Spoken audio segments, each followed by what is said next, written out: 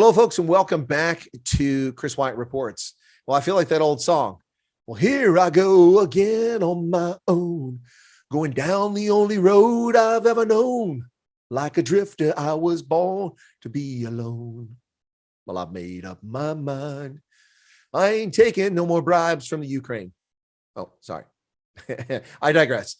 Joe Biden, starting more wars, folks, starting more wars. Instigated the Ukraine-Russia conflict, and now not enough wars on his hand. So what's he doing? Joe Biden reverses the policy of Donald Trump, who got us out of Somalia after Barack Hussein Obama put us in there in 2013. Trump took us out 7 years later in 2020. And now Biden is sticking us back in. Does anybody know what the hell is going on at the White House? Well, this, they claim, was a request from the Department of Defense. Well, they need some smarter foreign area officers at the Department of Defense, or they need to clean up their act. Trump's decision in December of 2020 to withdraw U.S. personnel from Somalia was part of a broader effort in the later days of his administration to pull U.S. involvement in global conflicts back, including Afghanistan and Iraq. But the Biden administration believes that the Al-Shabab remains a notable priority given the threat it poses. Now, this comes just hours after the State Department decided to delist 5 terrorist groups. We'll talk more about that in another video, separate topic. Now, this is what they had to say. This is a step that rationalizes what was essentially an irrational arrangement that we inherited, the official said, referring to the Trump administration decision. The official was not named. It's irrational because it created unnecessary and elevated risk to U.S. forces. They moved in and out of the country on a rotational basis, and it gave us less payoff for incurring that risk because it disrupted their efficacy and consistency of their work with partners. What the hell kind of gobbledygook is that? These people know nothing about Somalia, what's going on there. European Union training mission has got this. Why are we there? What exactly are we doing? Calling in drone strikes? Well, we did a lot of those during Trump, but Joe Biden stopped drone strikes and air attacks in Somalia. So a year ago, he stopped Trump's policy of using drones to not put American forces at risk. Now he's going to put American forces at risk. Will drone strikes renew? Who knows? Who knows what Joe Biden's up to? I don't think Joe knows. I don't think he's all there. Now, why is the U.S. even interested in Somalia? It's a total disaster. Since Siad Barre disappeared around 1990, it's just been a complete failed state.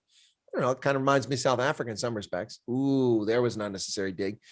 But Washington's primary interest has been preventing the country from becoming a refuge for terrorist groups to plot attacks in the U.S. and destabilize the Horn of Africa, where there's been longstanding conflicts between Eritrea and Ethiopia, and between Ethiopia and Sudan, and Kenya and Somalia, and Kenya and Ethiopia. Just a mess. Just a mess. So what's really going on here? Why are we sending troops back to Somalia? Is this yet another distraction? Pay no attention to the man behind the curtain, the great and powerful Oz, Joe Biden. Pay no attention to that man behind the curtain. Oz has spoken. What is he looting and pilfering from us now, when he's not demonizing Americans for not getting his jab? Remember his winter of death and misery for the unvaccinated. Half the country's not vaccinated, and there's no death and misery because you lied. Once again, Joe Biden lied. People didn't die in this case. Well, going back to Somalia, this is not exactly a secure and safe place, folks. A look at these recent attacks just the past couple of months. Terrorists, suicide bombers, blowing stuff up. Unbelievable. And this is what we're getting back into. Why? To what end? The Department of Defense owes the public an explanation here, as does the White House. Once again, a Democratic president taking us into yet another conflict. Another conflict. Yeah.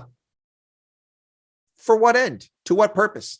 There is nothing of any value whatsoever to the United States in Somalia. In fact, it's so unimportant to this country, we'll be glad to give you Ilhan Omar back. Take her back. We'll even pay for the flight. There's no reason to be in Somalia whatsoever. We can accomplish what we need to with intelligence networks, allies, the European Union training mission, and drone strikes. Boots on the ground is just a recipe for more American casualties with no end in sight. And what's this going to cost?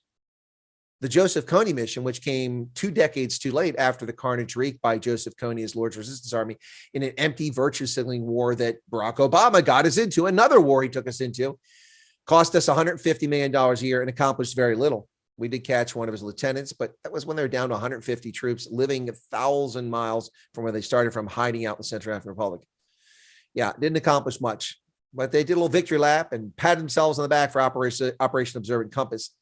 Yeah. Will they do the same for Somalia? No, because the Somalis can't govern themselves. And that's the bottom line. They can't govern themselves. And until they grow up and govern themselves and stop killing each other over sectarian violence and your clan, this clan, that clan, whatever, until they grow up and become adults on the world stage, their country will never be anything but a failed state. As simple as that, folks.